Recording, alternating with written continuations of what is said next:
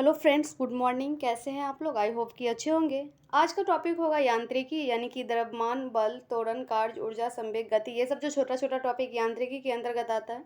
जैसे कि आप लोगों को पता होगा, हम लोग घटना चक्र और समान विज्ञान का जो सॉल्व कर रहे हैं, वो पहला और दूसरा टॉपिक क्लियर कर लिए हैं। आज जो है तीसरा टॉपिक है। पहला और दूसरा टॉपिक में था मापक इकाई और दूसरा में था मापक यंत्र एवं पैमाने, तीसरा में यांत्रिकी, जैसे कि मैं बता दी हूँ। अगर आप लोग नहीं देखें तो डिस्क्रिप्शन बॉक्स में लिंक मिल जाएगा, आप लोग क्लिक करके फटाफट देख लें और वीडियो को लाइक शेयर एंड सब्सक्राइब जरूर कर लें। चलिए आज के टॉपिक की ओर चलते हैं। आज की पहला क्वेश्चन क्या है?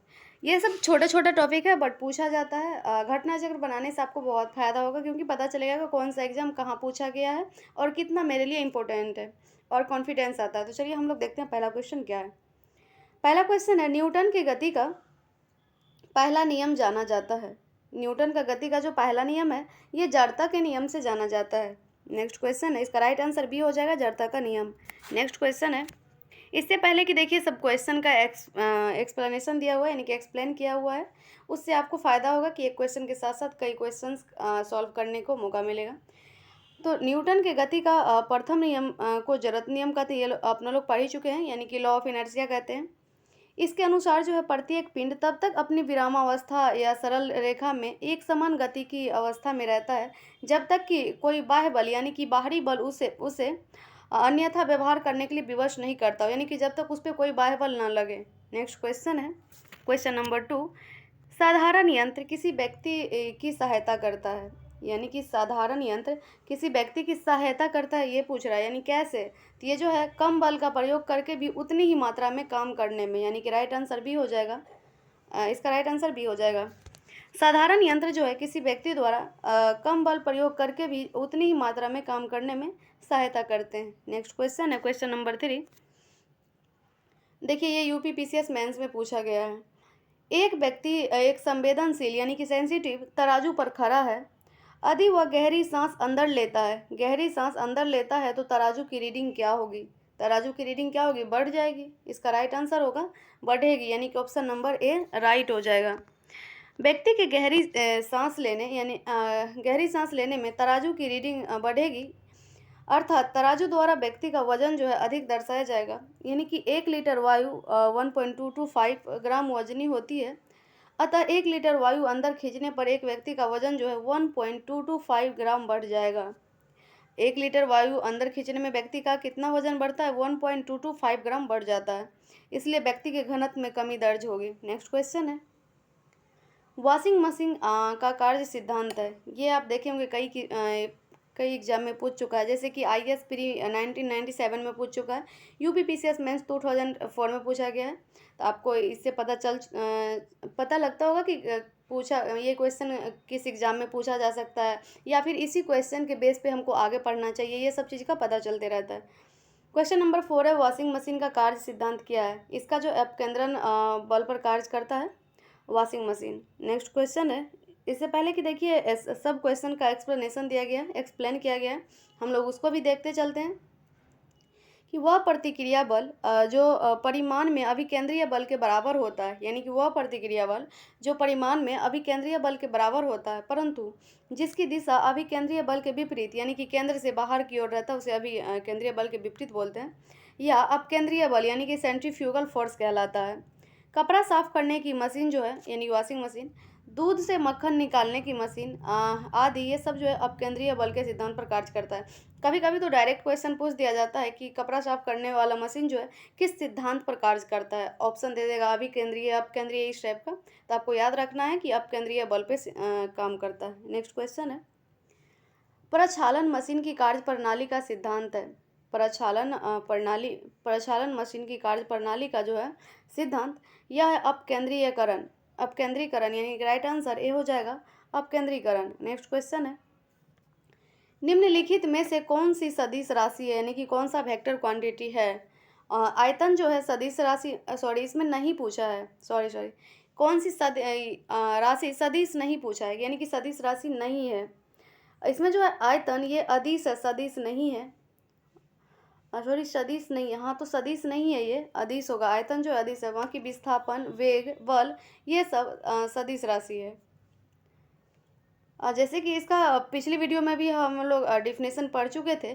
सदिश राशि का डिफिनेशन क्या होता है, अदिश राशि का डिफिनेशन क्या होता है, यहाँ तक कि हम लोग एग्जाम्पल भी पढ़ चुके थे। अगर आप लोग वीडियो देखे होंगे तो आई होप कि आप लोगों को पता चल चुका होगा, याद हो गया होगा। वे राशियाँ जिनको व्यक्त करने के लिए दिशा एवं परिमाण दोनों की आवश्यकता होती है उसे सदिश राशियाँ कहते हैं। और जिन राशियों को व्यक्त करने के लिए केवल परिमाण की आवश्यकता होती है, यानी कि दिशा की नहीं, केवल परिमाण की, उसे अदिश राशि कहते हैं। अगर हम लोग अदिश राशि के कुछ एग्जाम्पल देखें तो अदिश राशि में आता है बल, वेग, विस्थापन, त्वरण, संवेग, आवेग। ये सब जो है सदिश राशियाँ हैं। सॉरी, ये सब सदिश राशियाँ हैं, अदिश राशि नहीं। बल, वेग, विस्थापन, त्वरण, संवेग जो है आवेग, ये सब अदिश राशियाँ हैं। और आयतन जो सदिश राशियाँ हैं। सॉरी।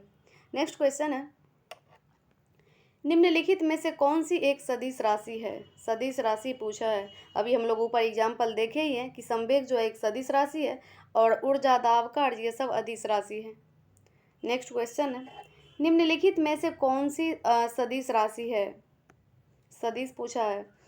विस्थापन जो है एक सदिश राशि है। समय और चाल, दूरी ये सब जो है अदिश राशि है।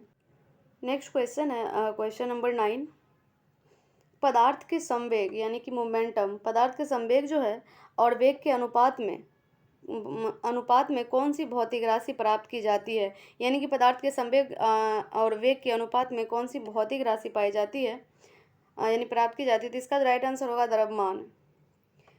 द्रव्यमान प्राप्त होता है। देखिए, किसी वस्तु के द्रव्यमान तथा वेग के गुणनफल को वस्तु का संवेग कहता है। यानी कि संवेग बराबर क्या होता है? द्रव्यमान गुणा वेग होता है। और द्रव्यमान बराबर अगर निकालेंगे तो जस्ट इस साइड वाला, अगर आप लोग मैथ सॉल्व करते होंगे तो देखते होंगे कि अगर द्रव्यमान, जैसे द्रव्यमान गुना वेग है, अगर द्रव्यमान बराबर निकालना होगा तो जो बराबर के इस साइड है वो इस साइड आ जाता है, इसलिए द्रव्यमान बराबर संवेग बाय वेग हो जाएगा। नेक्स्ट क्वेश्चन है, बल गुणनफल है। बल जो गुणनफल है यह द्रव्यमान और त्वरण का गुणनफल है बल। नेक्स्ट क्वेश्चन है, इससे पहले कि देखिए यहाँ दिया हुआ है कि बल वह धक्का या खिंचाव है जो एक वस्तु द्वारा दूसरी वस्तु पर आरोपित किया जाता है। बल बराबर क्या होता है? Fm, यानी कि द्रव्यमान गुना त्वरण, फोर्स बराबर mass into acceleration. Next question है क्वेश्चन नंबर 11 कि यदि किसी घन, ये सॉल्व करने वाला है जो कि IAS प्री में पूछा गया है। यदि किसी घन के आयतन और पृष्ठ क्षेत्रफल को निरूपित करने वाली संख्याएं समान हो तो उस घन के किनारे की लंबाई माप की इकाई है। इसका ऐसे राइट आंसर डी हो जाएगा, यानी कि 6। देखिए यहाँ सॉल्व किया हुआ है। घन का आयतन क्या होता है? भुजा क्यूब होता है, तो यहाँ देखिए क्यूब है। और घन का पृष्ठ क्षेत्रफल जो है ऐसे करके निकाला हुआ है, सॉल्व किया हुआ, आप लोग देख लीजिए। नेक्स्ट क्वेश्चन पे हम लोग चलते हैं। नेक्स्ट क्वेश्चन है क्वेश्चन नंबर 12 कि ऊर्जा संरक्षण का आशय है कि, इसका जो आशय है, ऊर्जा का ना तो सृजन हो सकता और ना ही विनाश हो सकता। हम लोग इस चीज़ को कई बार पढ़ चुके हैं पिछली वीडियो में। ऊर्जा का ना तो सृजन हो सकता और ना ही विनाश हो सकता है। और सब ऑप्शन देखिए गलत है, उसमें दिया हुआ है कि ऊर्जा का सृजन और विनाश होता है, ऊर्जा का सृजन हो सकता है, इसलिए सब गलत है। राइट आंसर इसका डी हो जाएगा। ऊर्जा संरक्षण के मूल सिद्धांत के अनुसार ऊर्जा का ना तो सृजन हो सकता और ना ही ऊर्जा का विनाश हो सकता है। नेक्स्ट क्वेश्चन है क्वेश्चन नंबर 13, हवाओं की ऊर्जा होती है। हवाओं की जो ऊर्जा होती है यह केवल गतिज होती है। बहती हुई हवा में केवल गतिज ऊर्जा होती है। हवाओं की गतिज ऊर्जा को ऊर्जा के अनुरूपों जैसे विद्युत या यांत्रिक ऊर्जा में परिवर्तित किया जा सकता है। नेक्स्ट क्वेश्चन है क्वेश्चन नंबर 14 कि वायु शक्ति, यानी कि इंग्लिश में उसको विंड पावर बोलते हैं, वायु शक्ति में ऊर्जा का कौन सा रूप विद्युत ऊर्जा में परिवर्तित होता है? यह गतिज ऊर्जा परिवर्तित होता है। हम लोग ऊपर भी क्वेश्चन देख चुके हैं। बहती हुई वायु जो है, बहती वायु से उत्पन्न की गई ऊर्जा को पवन ऊर्जा कहते हैं। पवन ऊर्जा के उत्पादन के लिए हवादार जगहों पर पवन चक्कियों को लगाया जाता है, जिनके द्वारा वायु की गतिज ऊर्जा यांत्रिक ऊर्जा में परिवर्तित हो जाती है। इस यांत्रिक ऊर्जा को जनित्र की मदद से विद्युत ऊर्जा में परिवर्तित किया जा सकता है। क्वेश्चन नंबर 15 है, एक ट्रेन जैसे ही चलना आरंभ करती है उसमें बैठे हुए यात्री का सिर पीछे की ओर झुक जाता है, इसका कारण है। अगर आप लोग 68 बीपीएससी एग्जाम दिए होंगे, उसमें भी इस बार पूछा था इस टाइप का क्वेश्चन। इसमें दिया हुआ कि एक ट्रेन जैसे ही चलना आरंभ करती है, उसमें बैठे हुए यात्री का सिर पीछे की ओर झुक जाता है, इसका कारण है। इसका जो कारण है अस्थिरता का जड़त्व। अस्थिरता का जड़त्व यानी कि ट्रेन के एकाएक चल देने से पीछे की ओर गिर जाते हैं। इसका कारण यह है कि यात्री के शरीर का निचला हिस्सा जो है गाड़ी के संपर्क में है। यह हिस्सा गाड़ी के साथ साथ चलने लगता है, परंतु ऊपरी हिस्सा जो है यह अस्थिरता के जड़त्व के कारण विरामावस्था में ही बने रहने का प्रयत्न करता है। यानी कि यात्री जो है शरीर का ऊपरी हिस्सा पीछे की ओर झुक जाता है। यात्री का जो शरीर का ऊपरी हिस्सा है वह पीछे की ओर झुक जाता है। नेक्स्ट क्वेश्चन है, ये कथन वाला क्वेश्चन है। देखिए कथन और कारण वाला। कथन दिया हुआ है एक कि एक पूर्णतः घर्षणहीन पृष्ठ पर खड़ा एक व्यक्ति सीटी बजाने से अपने को गति में ला सकता है। इसका दूसरा कारण है यदि किसी तंत्र पर कोई बाह्य बल क्रियाशील नहीं है तो इसका संवेग यानी कि एच परिवर्तित नहीं हो सकता है। कूट दिया हुआ है। आज इसका की जो राइट जो आंसर होगा ऑप्शन बी हो जाएगा, यानी कि ए और आर दोनों सही है। कथन ए और आर दोनों सही है, लेकिन आर जो है ए का सही स्पष्टीकरण नहीं है। आर जो है ए का सही स्पष्टीकरण नहीं है। सही है ये तो देखा ही जाता है, साथ साथ में ये भी देखा जाता है कि कथन ए जो है कथन बी का सही स्पष्टीकरण है या नहीं है। नेक्स्ट क्वेश्चन है। इससे पहले कि देखिए इसका विश्लेषण दिया हुआ है, हम लोग देख लेते हैं कि घर्षणहीन पृष्ठ पर कोई भी व्यक्ति गति नहीं कर सकता है। क्योंकि घर्षणहीन पृष्ठ पर कोई भी व्यक्ति गति नहीं कर सकता है, क्योंकि किसी भी प्रकार की गति के लिए घर्षण आवश्यक है। हालांकि पूर्णतः घर्षण रहित सतह पर कोई व्यक्ति सीटी बजाकर अपने को गति में ला सकता है। सीटी बजाने के लिए एक व्यक्ति एक दिशा में हवा छोड़ेगा, जिसके परिणाम स्वरूप विपरीत दिशा में वो गति करने लगेगा। कारण जो है उसमें है कि संवेग संरक्षण के सिद्धांत का उल्लेख है। नेक्स्ट क्वेश्चन है, सड़क पर चलने की अपेक्षा बर्फ पर चलना कठिन है, क्योंकि ये ऊपर में डिफिनेशन जैसे देख ही लिए उससे तो ये क्वेश्चन सॉल्व हो ही जाएगा कि सड़क पर चलने की अपेक्षा बर्फ पर चलना कठिन क्यों है। क्योंकि बर्फ में जो है सड़क की अपेक्षा घर्षण कम है। बर्फ में जो है सड़क की अपेक्षा घर्षण कम है, इसलिए इसका राइट आंसर डी हो जाएगा। सड़क पर चलने में हमें आसानी इसलिए होती है क्योंकि पृथ्वी पर उसकी सतह खुरदरी होने के कारण, कई बार बीपीएससी पूछ चुका है, खुरदरी होने के कारण घर्षण बल उत्पन्न होता है। उसकी सतह खुरदरी होने के कारण ही हम उस पर पैर टिकाकर पृथ्वी को पीछे धकेलते हैं और न्यूटन के तृतीय नियम के अनुसार हम आगे बढ़ जाते हैं। इसके विपरीत बर्फ में न्यूटन के तृतीय नियम ये भी देख लीजिएगा कि ध्यान देना है कि न्यूटन के तृतीय नियम के अनुसार हम आगे बढ़ जाते हैं, और इसके विपरीत क्या होता है कि बर्फ में सड़क की अपेक्षा घर्षण कम होने के कारण उस पर चलना सड़क पर चलने की तुलना में कठिन होता है। नेक्स्ट क्वेश्चन है क्वेश्चन नंबर 18 कि निम्न कथन पर, ये भी कथन और कारण है। देखिए निम्न कथन पर तथा उससे निकाले गए निष्कर्ष पर विचार करिए, बताइए कि कौन सा निष्कर्ष सही है। इसमें सही पूछा है कि भरी हुई गाड़ी को चलाने में किसी चलायमान रखने के लिए, मतलब उसे चलायमान रखने के लिए आवश्यक ताकत से अपेक्षाकृत अधिक ताकत से धक्का देना पड़ता है। इसका निष्कर्ष क्या होगा, यानी कि निष्कर्ष में इसका राइट आंसर क्या होगा। इसका जो राइट आंसर होगा, एक बार गाड़ी चल पड़ने के बाद घर्षण कम होता है, यानी कि एक बार गाड़ी चल पड़ने के बाद घर्षण कम होता है, इसका राइट आंसर होगा।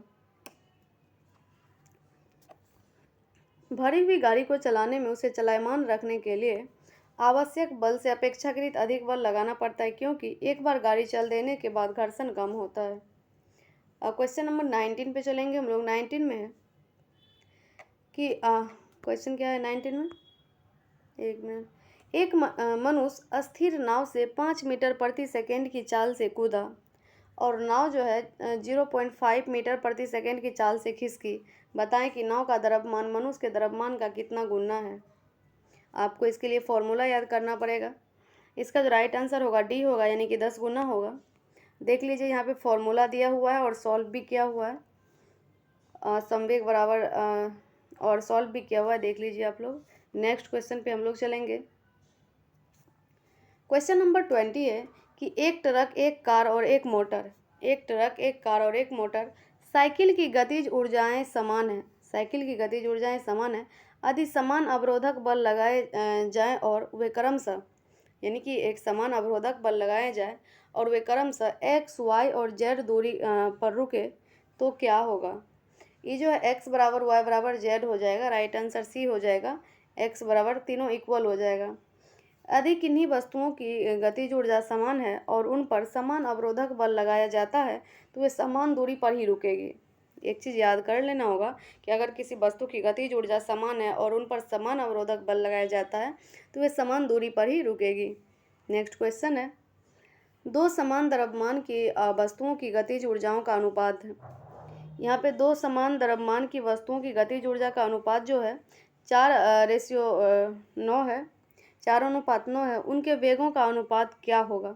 उनके वेगों का अनुपात जो है 2:3 हो जाएगा, यानी क्या दोनों का जो है वर्गमूल निकाला गया है। देख लीजिए यहाँ पे पहली वस्तु की गतिज ऊर्जा ये फॉर्मूला पे निकाला है, आप लोग देख लीजिए। अगर इस टाइप का क्वेश्चन आता है तो आप इसका सीधा वर्गमूल निकाल लीजिएगा, नहीं तो सॉल्व कर, क्योंकि आजकल एग्जाम में ना बहुत कम टाइम रहता है। आप सॉल्व भी कर सकते हैं, देखिए दिया हुआ है सॉल्यूशन इसका। हम लोग नेक्स्ट क्वेश्चन पे चलेंगे। क्वेश्चन नंबर 22 है, एक व्यक्ति कार में जो विराम में बैठा है, सड़क से कार के चार पहियों में से प्रत्येक पर प्रतिक्रिया आर है। जब कार सीधी समतल सड़क पर चलेगी तो अग्र पहिया में प्रत्येक पर प्रतिक्रिया में क्या परिवर्तन आएगा। यानी कि एक व्यक्ति कार में विराम में बैठा है और सड़क से कार के चार पहियों में प्रत्येक पर प्रतिक्रिया आर है। जब कार सीधी समतल सड़क पर चलेगी तो आगे वाला जो पहिया है प्रत्येक पर प्रतिक्रिया में क्या परिवर्तन आएगा, वही पूछ रहा है। यह जो है आर से कम हो जाएगा, यानी कि आगे वाला पहिया का बात पूछा है, ये जो है आर से पीछे वाला से यानी कि कम हो जाएगा। राइट आंसर इसका बी हो जाएगा, ऑप्शन नंबर बी राइट हो जाएगा। नेक्स्ट क्वेश्चन है, उससे पहले कि इसका एक्सप्लेनेशन भी दिया हुआ है कि किसी वस्तु में गतिक घर्षण यानी कि डायनामिक फ्रैक्शन अवलंब प्रतिक्रिया के समानुपाती तथा स्थैतिक घर्षण से कम होता है। नेक्स्ट क्वेश्चन है क्वेश्चन नंबर 23, तेल से अंशतः भरा हुआ तेल का एक टैंकर समतल सड़क पर आगे की ओर एक समान त्वरण से जा रहा है। तेल का मुक्त पृष्ठ क्या होगा। तेल का जो मुक्त पृष्ठ होगा वह क्षैतिज से इस प्रकार आनत होगा कि पिछले सिरे पर अधिक गहराई होगी। इसका राइट आंसर ऑप्शन सी हो जाएगा। समतल सड़क पर समान त्वरण से गति करने के कारण टैंकर में उपस्थित तेल का मुक्त पृष्ठ क्षैतिज से इस प्रकार आनत होगा कि पिछले सिरे पर अधिक गहराई होगी। नेक्स्ट क्वेश्चन है क्वेश्चन नंबर 24, ये भी देखिए निम्न कथनों पर विचार करने बोल रहे हैं और कूट में आंसर दिया हुआ है। इसका जो है कूट में आंसर दिया हुआ है। क्वेश्चन है, एक तीक्ष्ण वृत्ताकार पथ पर तीव्र गति से जाता हुआ चार पहियों वाला वाहन है। तीक्ष्ण मतलब होता है कि मुड़ जाना। तीक्ष्ण वृत्ताकार पथ पर तीव्र गति से जाता हुआ चार पहियों वाला वाहन जो है यह बाहरी पहियों पर उल्टेगा और इसका बाहरी की तरफ फिसलेगा, यानी 1 और 3 इसका राइट आंसर हो जाएगा, ऑप्शन ए राइट हो जाएगा। नेक्स्ट क्वेश्चन है, यहाँ इसको एक्सप्लेन भी किया गया है कि यदि कोई गाड़ी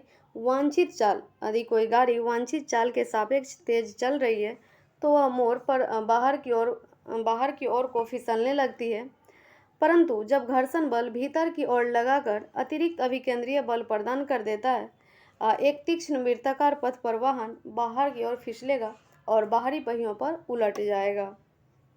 क्वेश्चन नंबर 25 देखेंगे। क्वेश्चन नंबर 25 है और आज का लास्ट क्वेश्चन है और इस चैप्टर का भी लास्ट क्वेश्चन है कि त्वरण ज्ञात करने का सही सूत्र कौन सा है, यानी कि एक्सेलरेशन बराबर क्या होता है। तो एक्सेलरेशन बराबर आप पढ़े होंगे कि v - u/t होता है, यानी कि त्वरण बराबर v - u/t होता है। यहाँ सॉल्व भी किया हुआ है कि जहाँ v बराबर कण का अंतिम वेग होता है, u बराबर कण का प्रारंभिक वेग होता है, a बराबर त्वरण होता है, t बराबर समय होता है। सबके बारे में बताया भी है। फ्रेंड्स, आप लोगों को वीडियो कैसी लगी आप लोग कमेंट बॉक्स में ज़रूर बताइएगा। इससे पहले जो भी वीडियो अपलोड की हूँ, अगर आप नहीं देखें तो प्लीज़ आप लोग ज़रूर देखें। अगर आप लोगों को प्रैक्टिस सेट लगाना हो बिहार एसआई या फिर बीपीएससी का, तो मैं अपलोड कर चुकी हूँ और आपको डिस्क्रिप्शन बॉक्स में भी लिंक मिल जाएगा, आप लोग प्लीज़ ज़रूर देखें। मिलते हैं नेक्स्ट वीडियो में, और वीडियो को लाइक शेयर एंड चैनल को सब्सक्राइब जरूर कर लीजिएगा। तब तक के लिए जय हिंद, जय भारत।